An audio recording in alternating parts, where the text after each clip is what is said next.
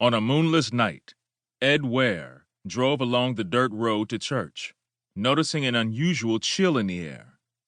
It felt too cold for the flatlands of the Arkansas Delta, even if it was a few hours before October.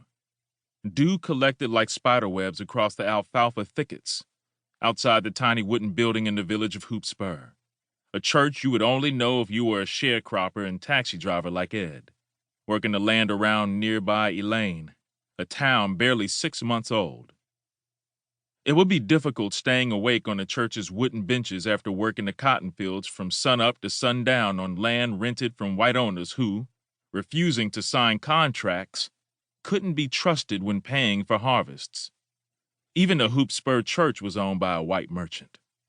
Still, it was a place to show respect and be respected, a place to talk freely about the frustrations of being treated as second-class citizens.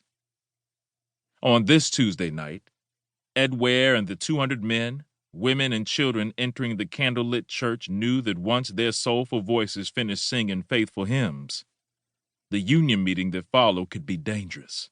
Standing up for themselves always was.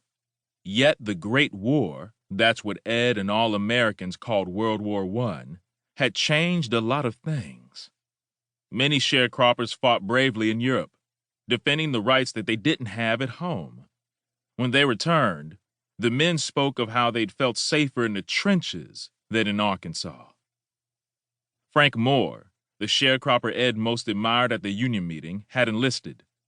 He'd been stationed at Camp Pike, where the army base was segregated.